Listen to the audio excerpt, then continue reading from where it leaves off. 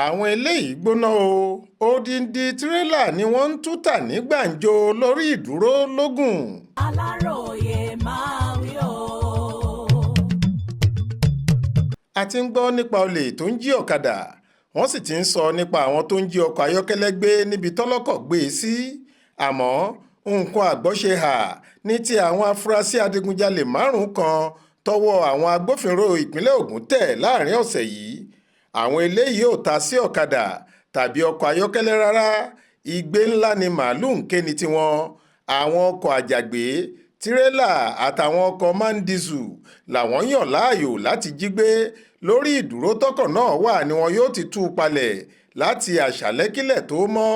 odidi ọkọ̀ tirẹ́là yóò sì di kòròfo débi pé garawa ẹ̀yìn ọkọ̀ ni yóò ṣẹ́kù. àwọn ògbólógbòó afurasí olè tọ́wọ́ tẹ̀ nídìí jíjí ọkọ̀ àjàgbé lórí ìdúró yìí ní Tèmítọ́pẹ́ Ọmọ́táyọ̀ Odúlàjà ẹni ọdún mẹ́tàdínláàádọ́ta 47, Suleiman Ṣẹ́gun ẹni ọdún mẹ́tàdínlọ́gbọ̀n, Haruna Ọláògùn ẹni ọdún mọ́kàndínláàádọ́ta 49, Kwazim Suleiman tóun jẹ́ ẹni ọdún mọ́kàndínláàádọ́ta 49 bákan náà àti Wàsíù Jímọ̀ ẹni ọdún méjìlélógójì 42. DSP Olúṣèyí Babáṣèyí alukoro iléeṣẹ́ ọlọ́pàá ìpínlẹ̀ Ògùn sọ nínú àtẹ̀jáde kan tó fi ṣọwọ́ s'Aláròyé lọ́jọ́ Monday ọ̀sẹ̀ yìí pé ọkùnrin kan tí wọn kò fẹ́ dárúkọ rẹ̀ ló ń ṣe okòwò fífi tirẹ́là kó ẹrù òun ló ní tirẹ́là tó sì gba dẹ́rẹ́bà àtàwọn òṣìṣẹ́ sí i. Tèmítọ́pẹ́ Odúlàjà ní dẹ́rẹ́bà rẹ̀ àmọ́ lọ́jọ́ kẹfà oṣù kẹfà tó kọjá yìí bàbá onítírélà yìí wá fẹjọ́ sùn ní ẹ̀ka iléeṣẹ́ ọlọ́pàá Ifọ̀ pé òun kò rí tirẹ́là òun àti dẹ́rẹ́bà mọ́. gbogbo ibi tóun sì mọ̀ tó yẹ kóun wá sí lòun ti dé àmọ́ tó jẹ́ kò sẹ́ni tó fojú kan eégún tó ń jẹ́ àjíkẹ́ rẹ̀ wọn ò sì gbúrò rẹ̀ rárá. lọ́gán ni DPO ọlọ́pàá Ifọ̀ CSP Ọlábísí Kamorudeen ti kó àwọn ọmọọṣẹ́ rẹ̀ jọ tí wọ́n sì bẹ̀rẹ̀ iṣẹ́ ìwádìí àti ìfimúfínlẹ̀ pẹ̀lú ìlò ìmọ̀ ẹ̀rọ láti fi tọpasẹ̀ ibi tí dẹ́rẹ́bà náà lè wà. ẹnu èyí ni wọ́n wà tóṣù Júùnù fi parí ṣùgbọ́n lọ́jọ́ 24 oṣù keje tá a wà yìí iṣẹ́ àwọn ọ̀tẹlẹ̀múyẹ́ yọ wọ́n tọpasẹ̀ dẹ́rẹ́bà yìí dé àdúgbò kan nílùú Ìkòròdú nípínlẹ̀ Èkó ibẹ̀ ni wọ́n ti rí Tèmítọ́pẹ́ mú.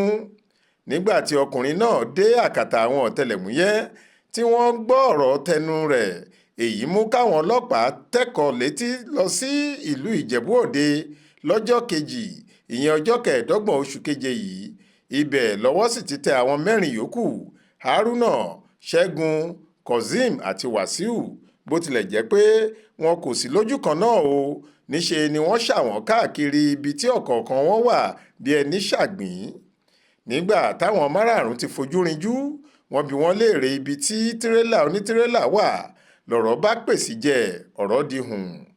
àsìkò yìí ni wọ́n jẹ́wọ́ pé àwọn ti tú gbogbo ẹ̀yà ara ọkọ̀ náà palẹ̀ àwọn sì ti tà á kòròfo pọ́npọ́n ẹ̀yìn ẹ̀ nìkan ló kù sórí ìdúró táwọn ò tí ì tà.